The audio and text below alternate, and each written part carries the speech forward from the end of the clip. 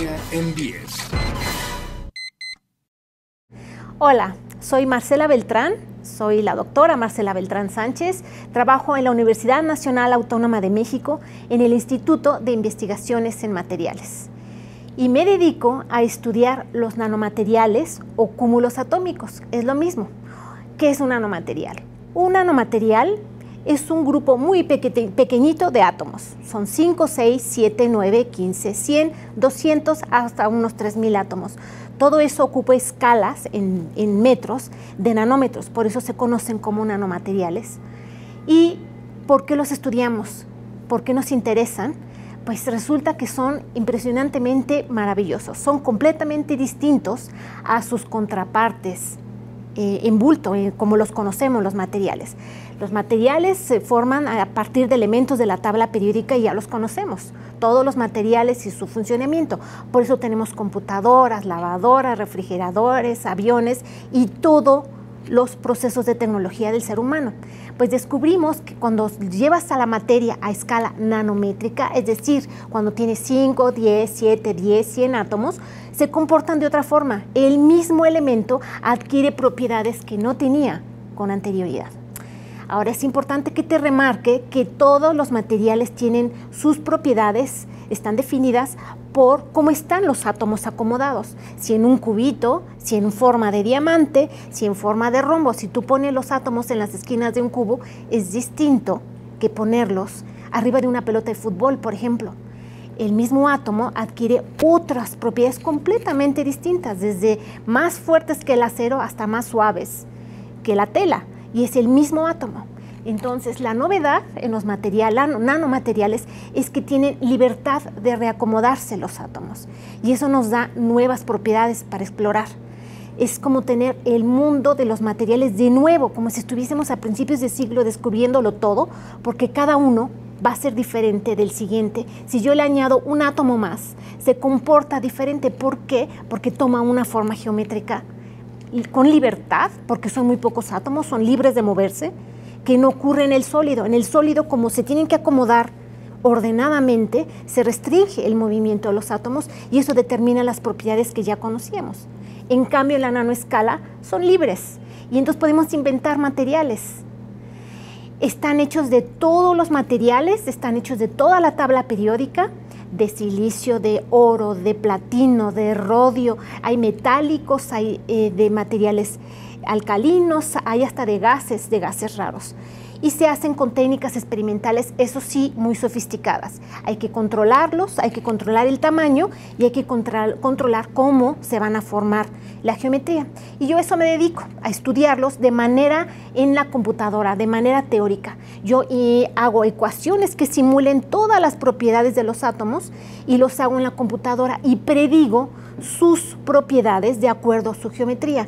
Y entonces yo le digo al experimental, este material es interesante porque se va a comportar como un superconductor. Tú arréglate para sintetizarlo en forma de diamantito, pones 7 átomos de X, Y o Z y verás. Y entonces a veces lo consiguen hacer y entonces te ahorras todo el proceso carísimo de hacer el experimento vez con vez. Los beneficios de estos nanomateriales son enormes, tienen aplicaciones de absolutamente todo. Desde tu iTouch, que le tocas y tiene contacto eléctrico cuando es un vidrio, pero lo haces conducir con nanopartículas de plata, por ejemplo. ¿Sí? Lo puedes usar muchísimo en medicina. Por ejemplo, ahora se usa encapsular los elementos radiactivos que se usan para hacer contrastes cuando te hacen una tomografía. Puedes meter el cesio 3 dentro de una bolita, que es un fulereno, una bolita de carbono, y se va encapsulado, de tal forma que por un lado produce mejor contraste en la tomografía para una mejor interpretación médica y por otro lado tu cuerpo lo desecha mucho más fácil y no hay peligro que se quede un elemento radiactivo en tu cuerpo durante mucho tiempo.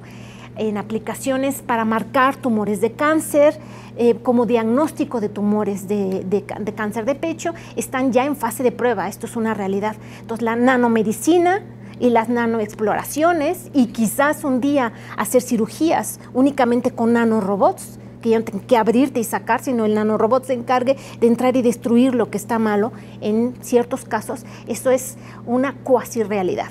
datos son muy importantes para el desarrollo del mundo.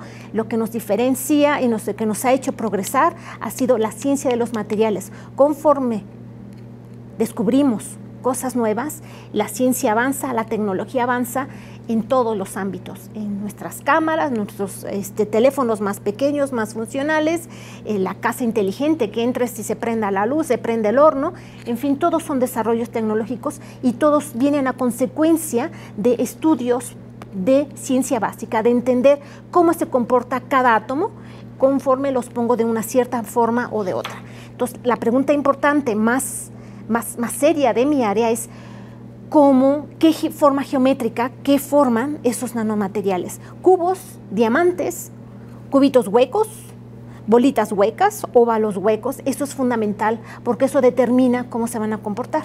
Y ahora tenemos la capacidad, pero capacidad real, de hacer mímica, hacemos el mimo de otros materiales con nanopartículas. Por ejemplo, estamos descubriendo cómo hacer las mismas propiedades que hace el rodio, que es una de las 5 sustancias más caras en el planeta, con 3 moléculas baratas, con oxígeno, con carbono y con molibdeno. Y estamos encontrando con cierta forma geométrica sustituir una de las sustancias más caras del planeta que hacen falta para, por ejemplo, hacer procesos de catálisis en los coches, para deshacerse de la contaminación. Yo trabajo en el instituto con mis alumnos de doctorado, maestría, licenciatura y con un alumno postdoctorante, con Jorge Vargas, que es el postdoctorante, y Fernando Buendía, que es el alumno de doctorado. Son los autores principales de los artículos de investigación, pero también tenemos un montón de chiquitos alumnos, jovencitos, en proceso de entrenamiento. Todos trabajamos en la UNAM, trabajamos en el Instituto de Investigaciones en Materiales y hacemos tareas diferentes. Cada quien se hace responsable y experto en distintas áreas de conocimiento. Lo que hemos logrado es un programa sensacional que nos metemos un gas de partículas libres del elemento que queremos estudiar y corre y hace una técnica que le llamamos de algoritmos genéticos que genera cúmulos papás, que no son muy buenos, no son buenos candidatos para ser posibles materiales, pero los cruzamos, hagamos mitad de un átomo con mitad de cúmulo con mitad de otro y los juntamos y volvemos a hacer procesos de mecánica cuántica, cálculos muy importantes, todo en la computadora, hasta que llegamos a las estructuras de mejor conformación geométrica, potenciales a o reproducir un experimento o proponer que este material es posible, existe en el mundo porque tiene ciertas características que lo hacen factible. No es una invención en la computadora, sino es realizable en un experimento. Y nuestras metas a corto plazo es predicciones de todos los materiales que ya se conocen con experimentos muy claros y ya los estamos reproduciendo. Entonces nuestro programa está probando todo lo que ya existe y comprobar uno por uno. Mi resultado es idéntico al resultado experimental, por lo tanto estoy bien. Una vez hemos casi terminado esa etapa, ahora podemos proponer nuevos materiales con nuevas propiedades antes de que te pelees en el experimento con el material, con todo un montón de equipo carísimo. Yo te puedo ahorrar todo el tiempo diciéndote, este elemento con este otro elemento de la tabla periódica puestos de esta forma vas a obtener la respuesta que tú quieres. Entonces estamos pasando esa etapa después de un largo proceso, muchos años de desarrollo de estos programas que son muy difíciles, que ocupan mucho tiempo para escribirlos y luego los resultados van a ser más simples, nos van a ahorrar el trabajo de hacerlo a mano y se usa una computadora gigantesca. La computadora que se llama MISTLY, que está en la universidad y corremos procesos de miles de procesadores a la vez durante muchos días. Entonces, pues como enseñanza les quería yo decir que, bueno, en esta área estamos haciendo prácticamente alquimia del siglo XXI. Estamos haciendo unos elementos comportarse como otros de manera real, realista, posible, y tenemos en las manos un mundo infinito de posibilidades. Y eso es un potencial para el desarrollo de la ciencia enorme, enorme, enorme. Entonces, para despedirme, simplemente les recuerdo, mi nombre es Marcela Beltrán, trabajo en el Instituto de Investigaciones en Materiales de la UNAM y Mi correo es mbeltran@unam.mx por si quieres hacer alguna pregunta.